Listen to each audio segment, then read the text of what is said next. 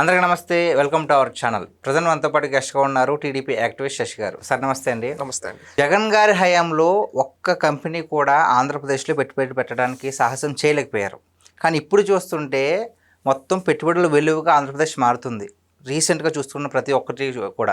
So అసలు జగన్మోహన్ రెడ్డి గారు ఎందుకు తీసుకురాలేకపోయారు? అంటే తీసుకురావడం ఇష్టమా, లేదంటే ఆయనకు చేతగాక ఇప్పుడు వస్తుంటే కనుక ఏదో ఉత్తరాంధ్ర మీద ఉన్న ప్రేమ ఉన్నట్లు ఈ కంపెనీలో వస్తే ప్రజలకు నష్టం జరుగుద్ది, ఇంత వ్యయం అయిపోద్ది అని చెప్పేసి కొన్ని ప్రచారాలు అయితే చేస్తున్నారు కదా. సో దానికి మీరేమంటారు? అసలు ఒకటి ఫైనల్గా గూగుల్ అనేది రావడం ఆంధ్రప్రదేశ్కే కాదు దేశానికే గర్వకారణం. అవును. ఈరోజు భారతదేశాన్ని ఐటీ రంగంలో ఒక స్థాయికి తీసుకొని వెళ్తుంది గూగుల్ డేటా సెంటర్. ఈ దేశానికి గర్వకారణం, నాట్ ఓన్లీ ఆంధ్ర. గుర్తుపెట్టుకోండి. ఎందుకంటే గూగుల్ లాంటి కంపెనీ ప్రపంచంలో యుఎస్ తర్వాత రెండో అతిపెద్ద ఇన్వెస్ట్మెంట్ ఎక్కడ పెడుతూ ఉందంటే మన వైజాగ్లో పెడుతుంది. అది ప్రపంచం మొత్తం ఒక్కసారి మన వైపు చూసేలా చేసింది. మన దేశ ఖ్యాతిని ప్రపంచానికి చాటి చెప్పింది.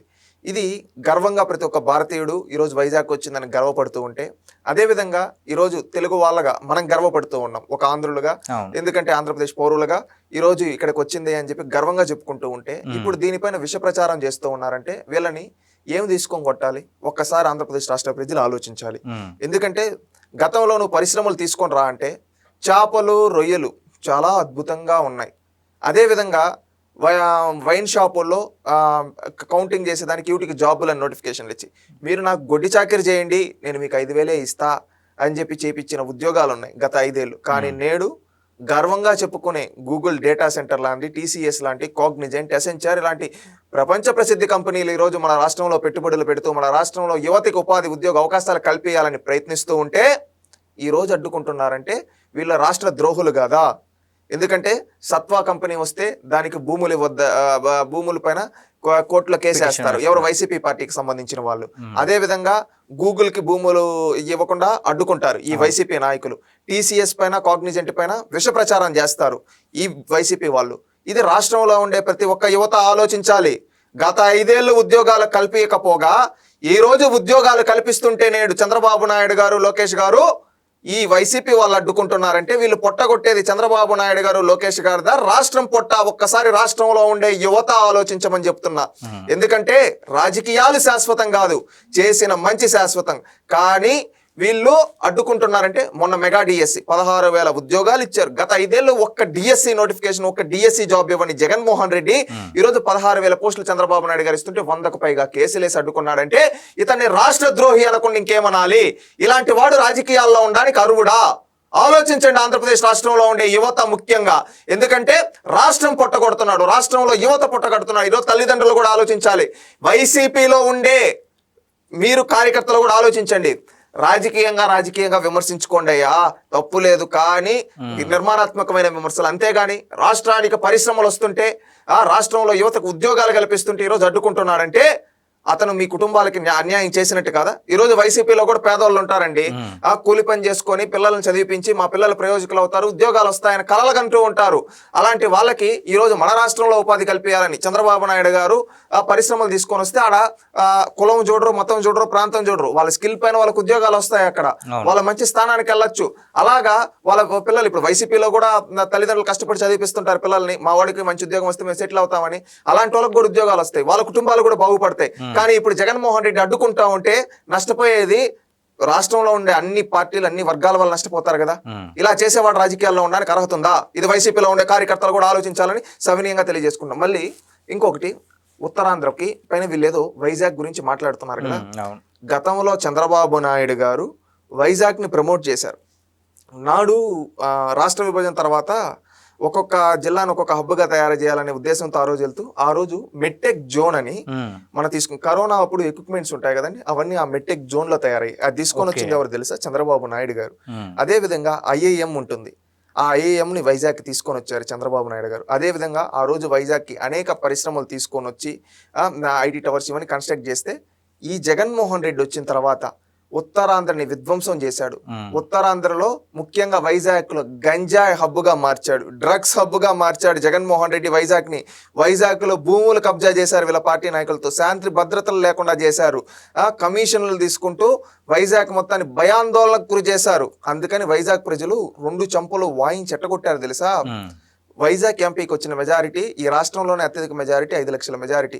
అంటే జగన్మోహన్ రెడ్డిని ఏ విధంగా చిత్తుగా ఓడించారు. ఈవెన్ జగన్మోహన్ రెడ్డి గాలిలో కూడా 2019లో కడప పార్లమెంట్ లో కూడా అంత మెజారిటీ రాలి, అంతకంటే ఎక్కువ మెజారిటీతో ఈరోజు వైజాగ్ లో ఎంపీని గెలిపించారంటే దాన్ని బట్టి మీరు అర్థం చేసుకోండి వైజాగ్ ప్రజలు ఎంత కోపంలో ఉన్నారు జగన్మోహన్ రెడ్డి గారిపై. వైజాగ్ కదండి, మళ్ళీ అదే విధంగా విజయనగరం కావచ్చు, శ్రీకాకుళం కావచ్చు, మొత్తం ఒక్క సీటు కూడా వైసీపీ పార్టీకి రాలేదంటే దాన్ని బట్టి మీరు అర్థం చేసుకోండి ఏ విధంగా చేశారు.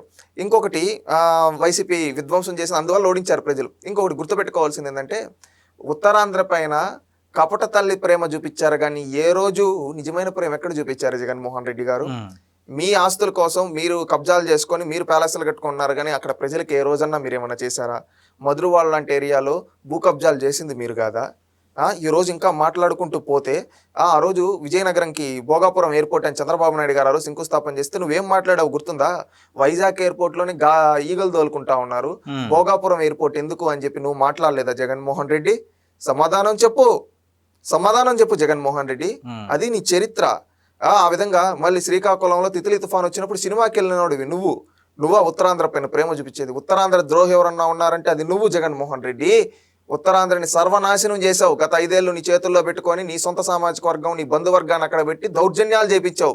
అదన్నీ చూసి 2 చంపలు వాయించి నిన్ను తరిమి కొట్టారు ఉత్తరాంధ్ర ప్రజలు. గుర్తుపెట్టుకో, ఈ రోజు ఉత్తరాంధ్ర నిజమైన అభివృద్ధి తెలుగుదేశం పార్టీ హయాంలో కూటమి ప్రభుత్వంలో జరుగుతూ ఉంది. ఈ రోజు ఉత్తరాంధ్రని ఒక ఐటీ హబ్ గా తయారు చేయాలని, పోర్టులను డెవలప్ చేయాలని, ఈ రోజు ఒక స్టీల్ హబ్ గా తయారు చేయాలని చేస్తున్నాం. వైజాగ్ స్టీల్ ప్లాంట్ ని కాపాడిన చరిత్ర కూటమి ప్రభుత్వానికి. అదే విధంగా భారతదేశంలోనే అతిపెద్ద స్టీల్ ప్లాంట్ ఆర్సిలర్ మిట్టల్ మన అనకాపల్లికి తీసుకొని వస్తున్నాం, అది కూటమి ప్రభుత్వం యొక్క చరిత్ర. అదే విధంగా ఐటీ హబ్ గా ఇప్పటి వరకు TCS, కాగ్నిజెంట్, ఎసెంచర్, అదే విధంగా గూగుల్ లాంటి కంపెనీలు తీసుకొని వస్తూ ఉన్నాం.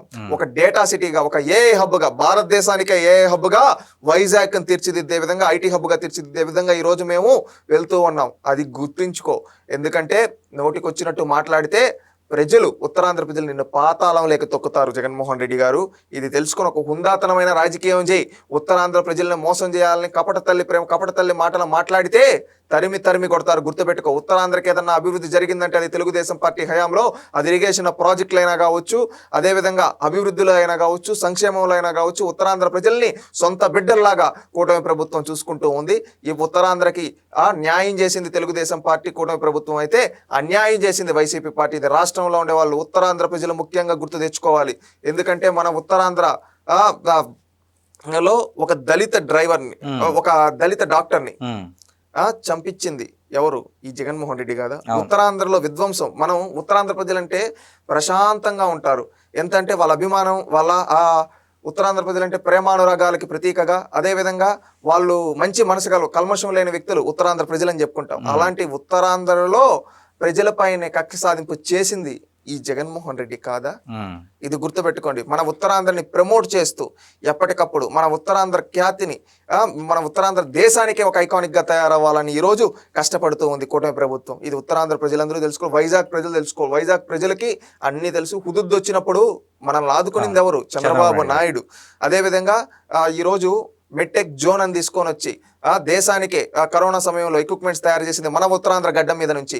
ఇదే విధంగా భారతదేశంలో అతిపెద్ద స్టీల్ ప్లాంట్ ని, ఆర్సిలర్ మిట్టల్ ని మన ఉత్తరాంధ్రకి తీసుకొని వచ్చారు.